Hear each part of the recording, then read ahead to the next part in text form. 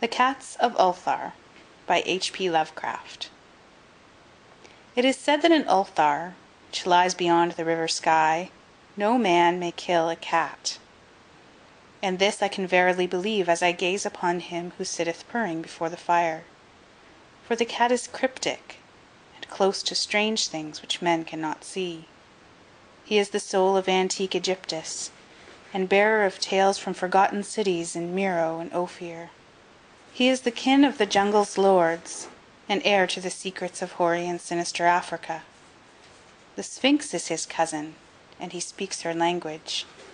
But he is more ancient than the Sphinx, and remembers that which she hath forgotten. In Ulthar, before ever the burgesses forbade the killing of cats, there dwelt an old cotter and his wife who delighted to trap and slay the cats of their neighbours.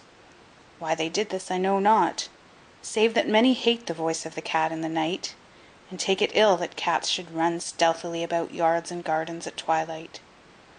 But whatever the reason, this old man and woman took pleasure in trapping and slaying every cat which came near to their hovel.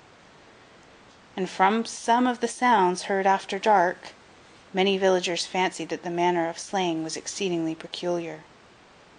But the villagers did not discuss such things with the old man and his wife, because of the habitual expression on the withered faces of the two, and because their cottage was so small and so darkly hidden under spreading oaks at the back of a neglected yard. In truth, much as the owners of cats hated these odd folk, they feared them more, and instead of berating them as brutal assassins, merely took care that no cherished pet or mouser should stray toward the remote hovel under the dark trees. When through some unavoidable oversight a cat was missed, and sounds heard after dark, the loser would lament impotently, or console himself by thanking fate that it was not one of his children who had thus vanished. For the people of Ulthar were simple, and knew not whence it is all cats first came. One day a caravan of strange wanderers from the south entered the narrow cobbled streets of Ulthar. Dark wanderers they were, and unlike the other roving folk who passed through the village twice every year. In the market-place they told fortunes for silver, and bought gay beads from the merchants. What was the land of these wanderers none could tell, but it was seen that they were given to strange prayers, and that they had painted on the side of their wagons strange figures with human bodies, and the heads of cats, hawks, rams, and lions. And the leader of the caravan wore a headdress with 2 horns, and a curious disc betwixt the horns. There was in this singular caravan a little boy with no mother or father, but only a tiny black kitten to cherish. The plague had not been kind to him, yet had left him this small furry thing to mitigate his sorrow, and when one is very young, one can find great relief in the lively antics of a black kitten. So the boy, whom the dark people called Menes, smiled more often than he wept, as he sat playing with his graceful kitten on the steps of an oddly painted wagon. On the 3rd morning of the wanderer's stay in Ulthar, Menes could not find his kitten, and as he sobbed aloud in the market-place, certain villagers told him of the old man and his wife, and of sounds heard in the night. And when he heard these things, his sobbing gave place to meditation, and finally to prayer.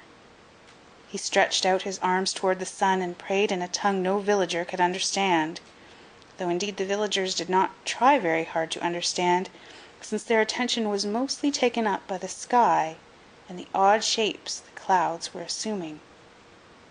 It was very peculiar, but as the little boy uttered his petition, there seemed to form overhead the shadowy nebulous figures of exotic things, of hybrid creatures crowned with horn-flanked discs.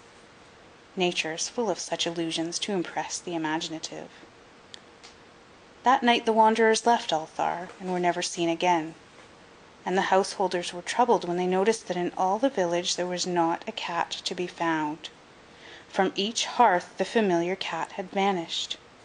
Cats large and small, black, grey, striped, yellow, and white. Old Cranon, the burgomaster, swore that the dark folk had taken the cats away in revenge for the killing of Menes' kitten, and cursed the caravan and the little boy. But Nith, the lean notary, declared that the old cotter and his wife were more likely persons to suspect, for their hatred of cats was notorious and increasingly bold. Still, no one durst complain to the sinister couple, even when little Athol, the innkeeper's son, vowed that he had at twilight seen all the cats of Ulthar in that accursed yard under the trees, pacing very slowly and solemnly in a circle around the cottage, two abreast, as if in performance of some unheard-of rite of beasts. The villagers did not know how much to believe from so small a boy, and though they feared that the evil pair had charmed the cats to their death, they preferred not to chide the old cotter till they met him outside his dark and repellent yard. So Ulthar went to sleep in vain anger, and when the people awakened at dawn, behold, every cat was back at his accustomed hearth, large and small, black, grey, striped, yellow, and white, none was missing. Very sleek and fat did the cats appear, and sonorous with purring content. The citizens talked with one another of the affair, and marvelled not a little. Old Cranon again insisted it was the dark folk who had taken them, since cats did not return alive from the cottage of the ancient man and his wife. But all agreed on one thing, that the refusal of all the cats to eat their portions of meat or drink their saucers of milk was exceedingly curious. And for 2 whole days the sleek, lazy cats of Ulthar would touch no food, but only doze by the fire or in the sun. It was fully a week before the villagers noticed that no lights were appearing at dusk in the windows of the cottage under the trees. Then the lean Nith remarked that no one had seen the old man or his wife since the night the cats were away. In another week the burgomaster decided to overcome his fears and call at the strangely silent dwelling as a matter of duty, though in so doing he was careful to take with him Shang the blacksmith and Thull the cutter of stone as witnesses. And when they had broken down the frail door they found only this: 2 cleanly picked human skeletons on the earthen floor, and a number of singular beetles crawling in the shadowy corners. There was subsequently much talk among the burgesses of Ulthar. Zath, the coroner, disputed at length with Nith, the lean notary, and Cranon and Shag and Thull were overwhelmed with questions. Even little Athol, the innkeeper's son, was closely questioned and given a sweetmeat as a reward. They talked of the old cotter and his wife, of the caravan of dark wanderers, of small Mennies and his black kitten, of the prayer of Mennies and of the sky during that prayer, of the doings of the cats on the night the caravan left, and of what was later found in the cottage under the dark trees in the repellent yard. And in the end the burgesses passed that remarkable law which is told of by traders in Hatheg and discussed by travellers in Near, namely, that in Ulthar no man may kill a cat. End of The Cats of Ulthar by H.P. Lovecraft.